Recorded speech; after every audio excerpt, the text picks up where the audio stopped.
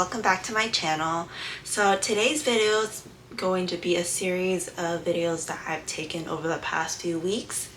I want to talk to you guys about the anatomy of an Anthurium, the process of pollination from start to finish. So from the time the plant develops inflorescence to the time that it blooms and it's ready to be receptive, and it's what it looks like after the receptive stage where it produces pollen, and then so on. So I'm going to be looking at my phone a lot because I did take a lot of notes, and then I will also be putting in some videos and or pictures onto this video to kind of help you guys have a better understanding of what I am talking about. So I want to start off with talking about the plant anatomy on how do you know if your plant is actually ready to produce an inflow and it's ready to give you pollen. So I've taken so much videos through the course of the few weeks that I don't know if this is included, but if it is, I will show a more in-depth picture or video of it. So what I have here is my crystallinum dark form, and I think this is going to be an amazing example to kind of go over the plant anatomy for you. I'm not going to go over everything, but just majority of the things that you would need to know in order to know if your plant will be producing an inflow or is it still too young. I am pretty sure I did film a close-up video of this plant, so I will insert it after I explain this to you, or maybe on the side of this video. But here you can see this right here is the stem of the plant, the foundation, or other people might be calling it the trunk. This right here in the center is the caterpillar, where the new leaf will be coming out of. And here is the stem, where it connects the trunk to the leaf. And on here you can find that there's this little tiny bump right here. And that will be where your inflow will come out of. So when your inflow comes out, this is a peduncle. And then this right here is where your inflow will be. And so this plant actually shows all three stages. This is where the peduncle already came out of the stem, where the petiole is.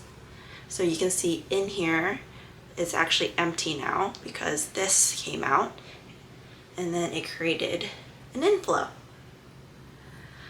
This one is on the process of coming out. The inflow hasn't bloomed yet, so it's still in its little wrap and it's making its way out.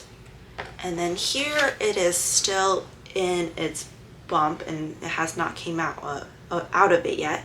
So this will be where your next inflow would be. So if your plant has something like this, that means your plant is in its mature stage and it's ready to produce some pollen for you and also become receptive.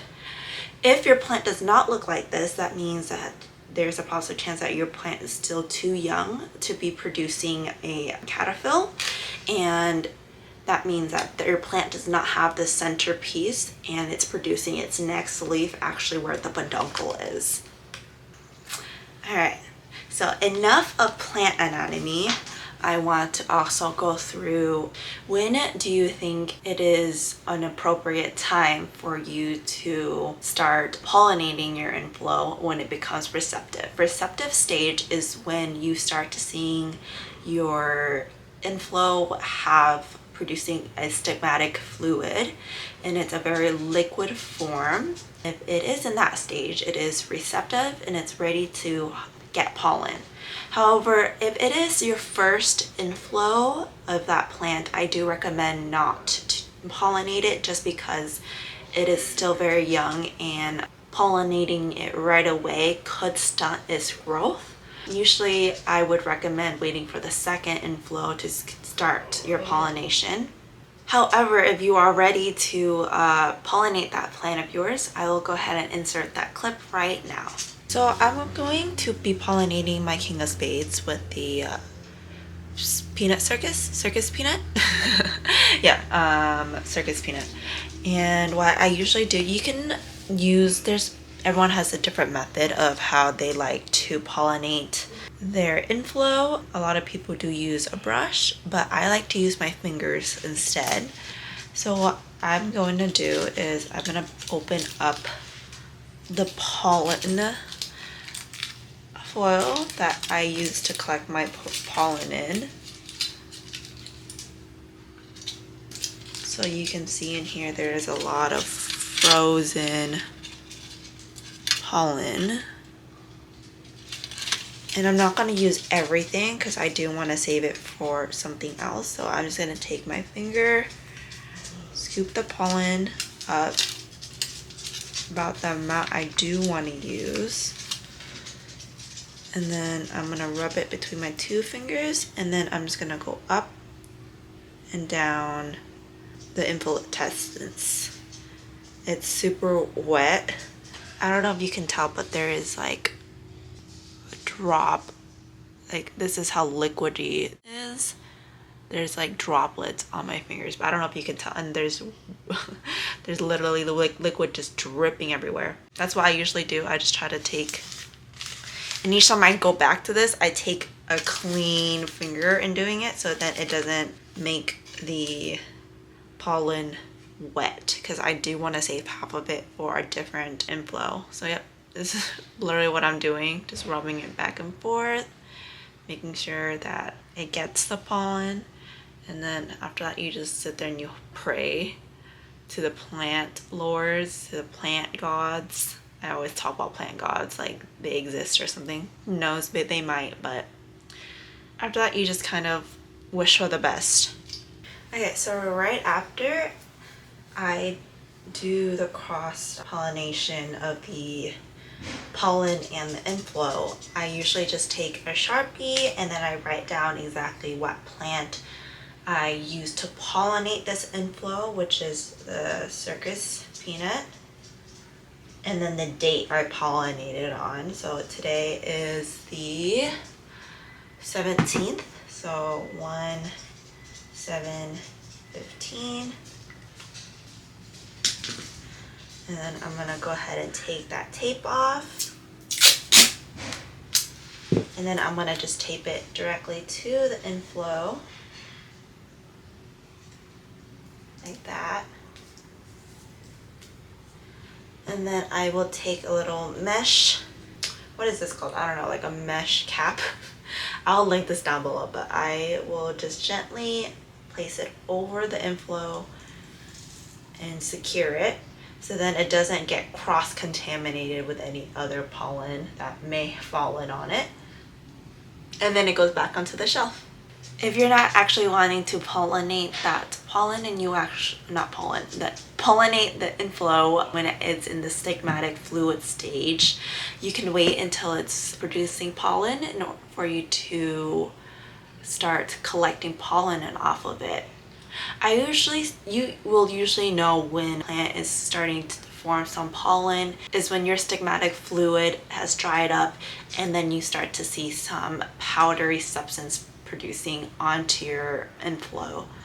So at this stage, you can slowly collect it as it produces pollen, or you can wait until the full inflow has pollen on it and it is a good amount that you are happy with. You can then go ahead and cut it off and start collecting pollen from it. I'll go ahead and insert that video clip here.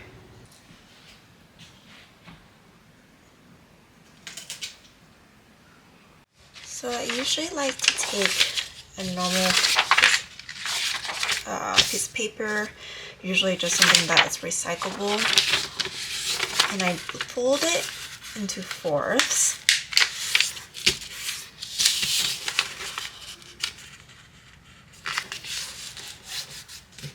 And then I set this aside.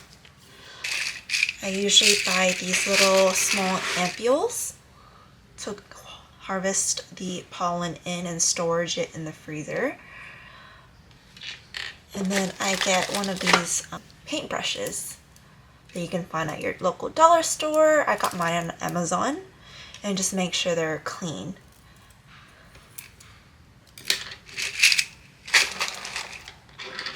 First, I'll bring my piece of paper here, and then I will gently grab the cut inflow node to collect the pollen. So I will go ahead and just zoom you guys in. I will get the paintbrush, and then I will just start brushing off as much of the pollen as I can from the inflow.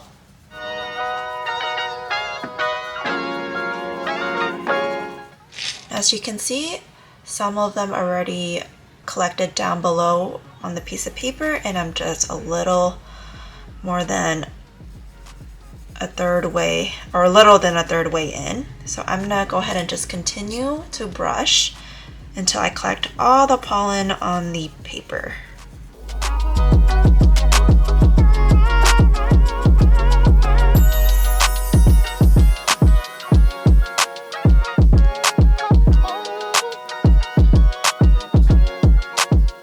I usually like to go back and forth throughout the whole entire inflorescence about 2 to 3 times, just to make sure I got every single piece of pollen off of this inflow.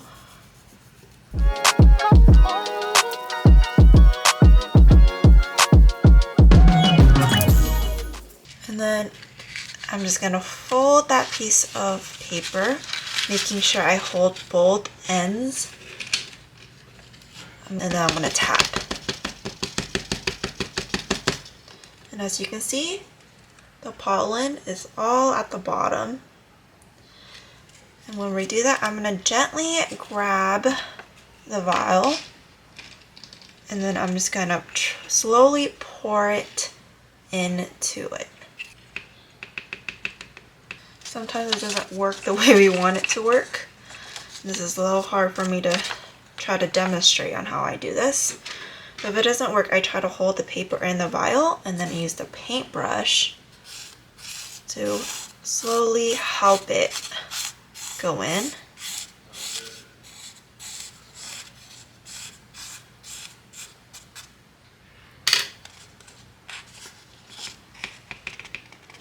Then I just use like a small tapping motion, and then eventually everything goes into the vial. Okay, and then I'm gonna go ahead and close it, and you can see the pollen is inside. So here you can either take a permanent marker and then label the side of the vial right here, or as I like to do it, I like to take my trusty label maker. So I'm going to go ahead and write down the date and the name of the plant I collected pollen from, and the date so I know which day it was harvested in.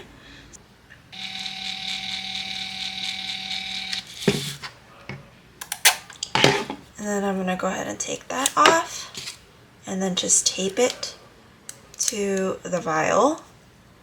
So now you can see I collected the pollen on January 15, 2025, and the specimen is a Dock Block Michelle. After you have collected your pollen, I do recommend that you do put it in the refrigerator right away. What I usually do is I put it in a plastic Ziploc bag with the pollen and the brush that I used, and then I will go ahead and write down what pollen it was and when was that pollen collected. Make sure it's very airtight, so I usually try to fold it up and then close the Ziploc bag so there is very, very small amount of air in there, and then I would toss it right into the freezer. By doing this, you ensure that there's a higher chance your pollen stays fresh and it is ready for use whenever you go back in the freezer and reach out for it. I do know a lot of people say that pollen can only be in the freezer for about a year duration before it actually goes bad. I've had pollen that's a little bit over a year old that still worked, and then I also had some pollen that was only half a year and it went bad and didn't work anymore. So I think it just depends on how healthy your pollen was when you were collecting it, how healthy the plant was in that stage, and there's a lot of science that goes onto it. Please note that pollination, whenever you do pollinate a plant, it doesn't always take right away. So it's always a 50% chance that it will take and another 50% chance that it does not take. So after you have pollinated your plant, please note that that is only a 50% chance that that pollination actually took place and your plant is ready to produce some seeds.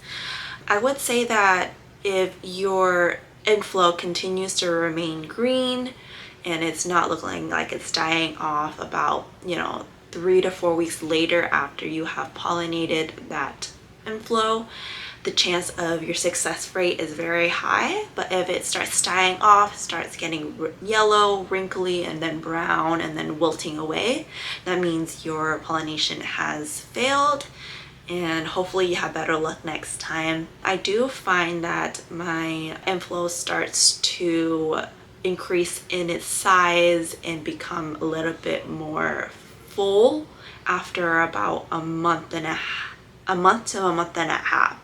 That's when you can see that it's starting to do something, and you'll start to see it developing the bumps, and then after that it will start producing the seeds, and that's when you know that your pollination is successful. Depending on the plant, some seeds may take 3 to 6 months to produce and ripen for harvesting. Some might take even over a year. So that you would have to research on your own depending on what hybridization you are trying to do, or if you're selfing the plant, if that type of plant is a fast mother or they're a slow mother.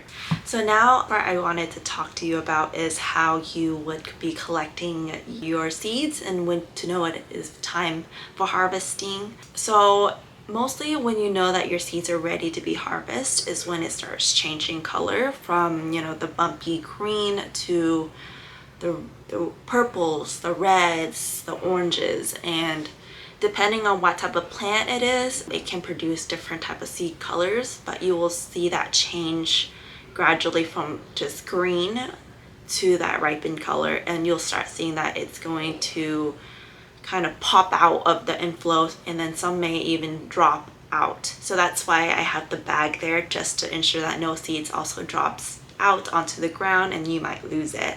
I'll go ahead and insert that video that I did when I was collecting my seeds. Alright, so let's discuss when it is a appropriate time to start harvesting your seeds. A lot of people do it differently.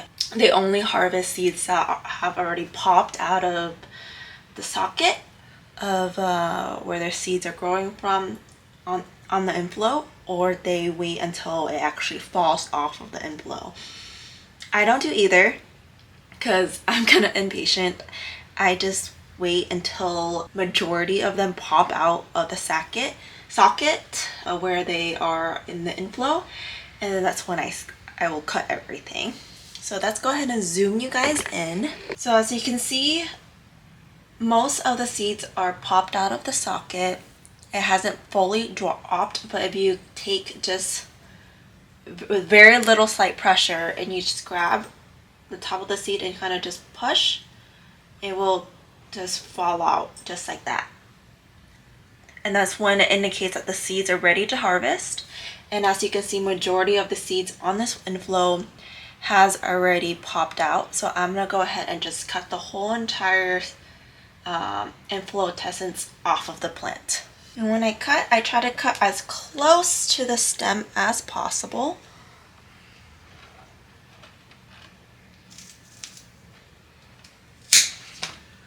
And then there we go. We are ready to harvest. All right, as we start, I've already had a couple of seeds that fell off on its own. These should be very easy to get off. Majority of them should be. And then we might have to pry a few because they're probably not super ready for harvest, but they will do. The method that I like to use is I like to come in with a paper towel, and I get about 2 sheets, fold them up, and then I will start collecting the seeds on top of the towel. And these seeds, the majority of them that did pop, should pop up very easily just with your finger, just like this.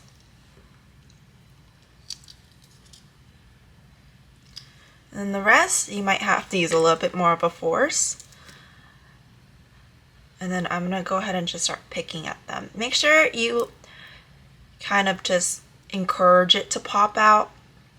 You can try using your fingernails, but just try not to use extreme force, because then you run the risk of breaking your seeds in half. And when you do that, they're no longer viable to germinate and grow into a plant. So I'm gonna go ahead and just fast forward this process.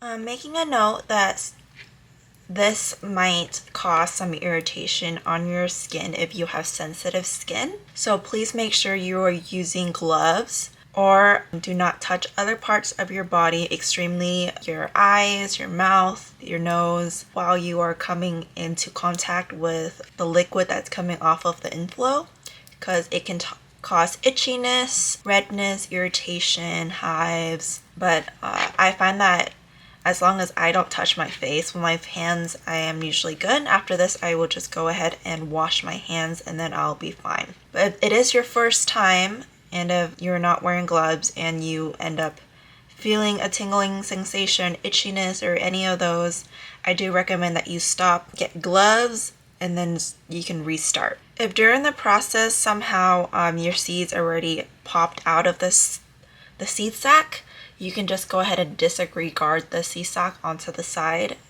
and then keep your seeds in the pile. Your seeds can't, make sure your seeds don't dry out, but it can stay without water or moisture for at least half an hour, in my opinion. Do that at your own risk, but usually I try to make this process as fast as I can. And usually I will be done within 15 minutes, and they'll be put into water to germinate. A lot of people do moss, tree fern, soil, other substrates to germinate the seeds, but I find that germinating it in the water gives me the most high yield success. Now I am done collecting all the seeds out of the inflow, and now we have to get the seeds out of the seed pocket. So here is a close-up of the seeds. So if you can just take your hand, your finger, and just kind of rub it against each other, a seed will pop out. Sometimes you'll have two, and sometimes you will have one. This is the seed socket, or the outer layer of the seed, and inside there is the seed that you want. So as you can see here, there's actually two seeds in here, but one did not get developed fully and one did. Sometimes you'll find that, and that's okay. But go ahead and just disregard the sac that it was in. This is what you want. This is considered a non-germinated seed. If I did that one by one, that process will take forever, and this is what the paper towel is for. I like to take the paper towel and just start rubbing, just like this. Very gently, and I'll just start rubbing. And as you're doing that, you're breaking the seed sac and the seed from each other.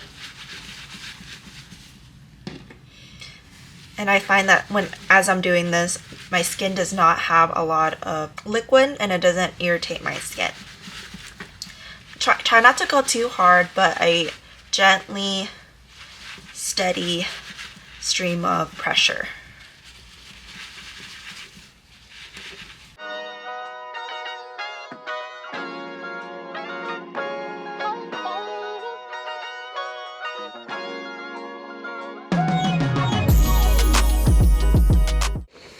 So I probably have not gotten everything, but I'm gonna just clear out the mess I made first, so then we can see what other seeds needs to be separated.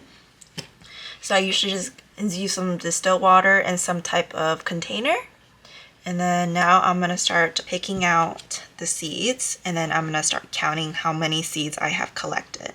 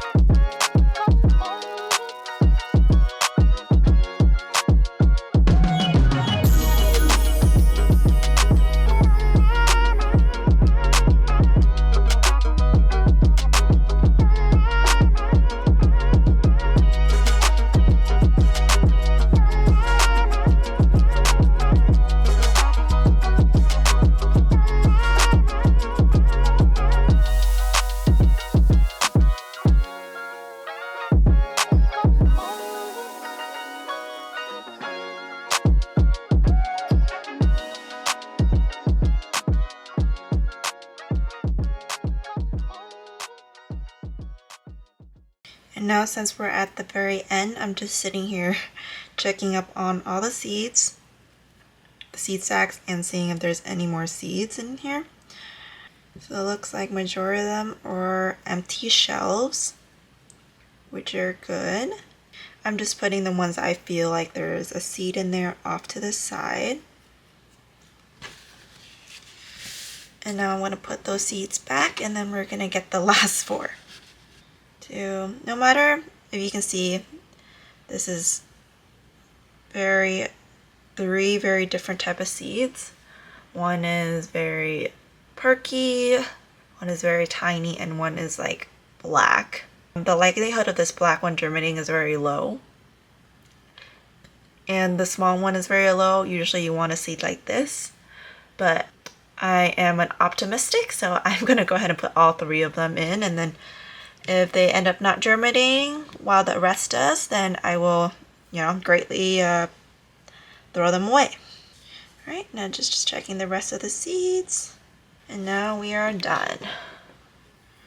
Just gonna go ahead and clean up, and then I'll be right back. All right, so here are the collected seeds. I am going ahead and write down what the seed is, what it's crossed with, and when was the date of harvest. So then I know for future how long it has been in here and how long it's taking to germinate, and what seeds these are.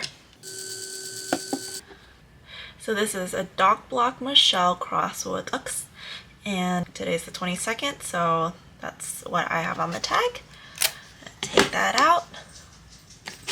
And then I'm just going to stick this to the side of the container so that I know for next time.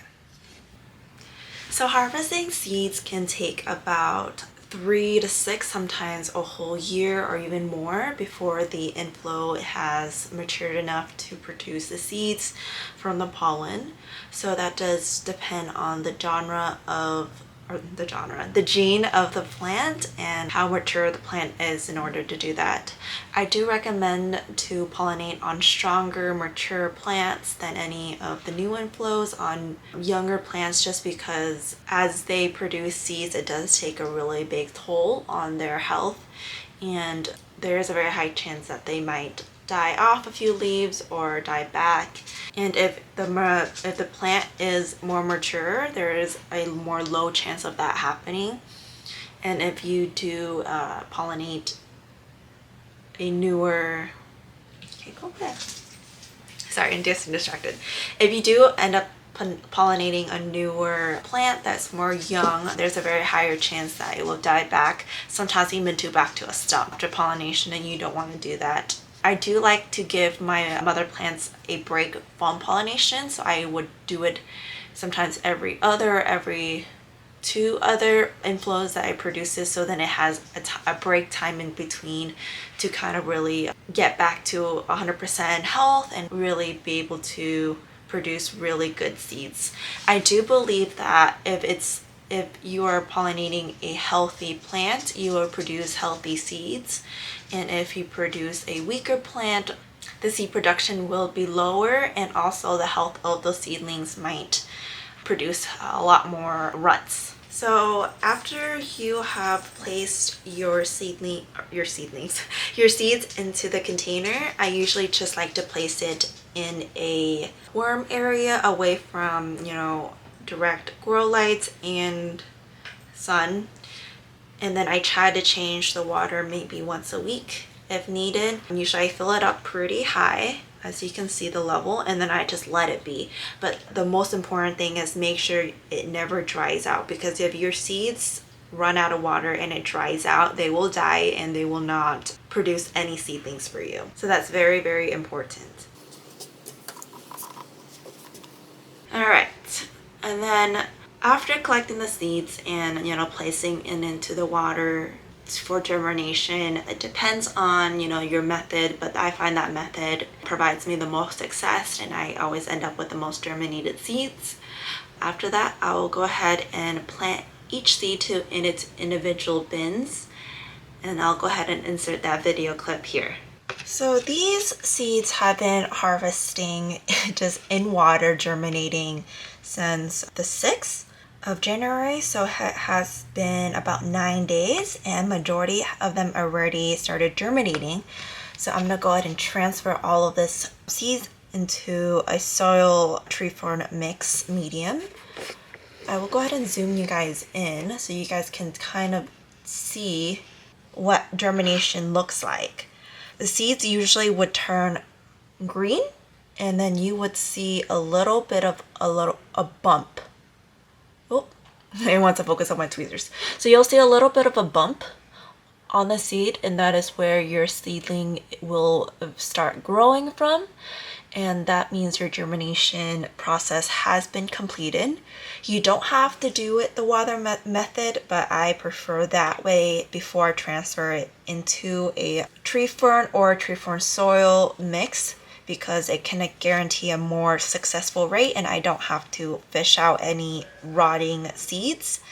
As you can see over here, there is one seed that has not germinated yet. The likelihood that this one will germinate is very low. I'm gonna go ahead and continue to leave that seed in water for another week. And if it continues to not grow any bump or it does not change color, I'm gonna go ahead and just throw it away. So this is a tray of already dampened tree fern soil, and then I'm gonna go ahead and just take each seedling and I'm gonna place it into the medium, and I'm trying to leave as much space between the seeds as I possibly can. So I'm gonna go ahead and just use my fingers and pick up each seed, and I'm gonna place it directly into this dampened tree soil that I already created.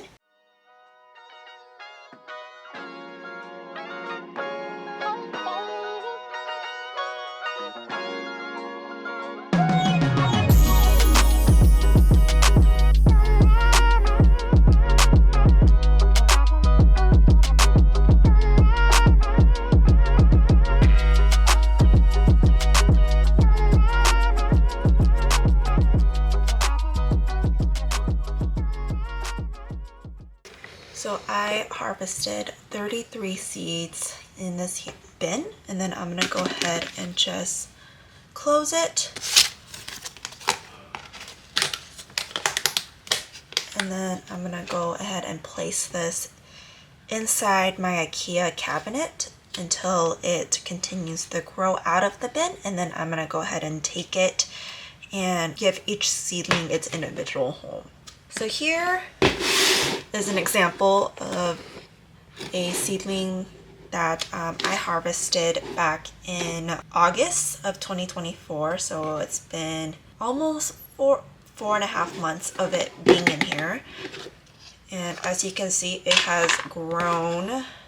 But this one is, I'm sending this bin to another plant lever, so I'm not going to be taking this out.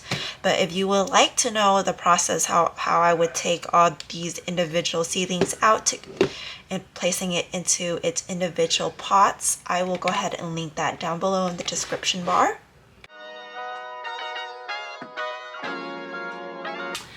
Alright, that was all I had for you today. I hope I did answer most of your guys' questions of the start to finish process of how pollen collection, seed harvesting, seed germination, and yada yada yada. I hope all those questions were answered, and if I did not, please go ahead and comment down below and I'll be more than happy to clarify anything or answer any questions you may have. I do hope that this video was a little bit educational for you and you were able to learn somewhat new things. But other than that, thank you so much for watching till the end. I hope you guys have a wonderful day and I can't wait to see you guys next time. Bye!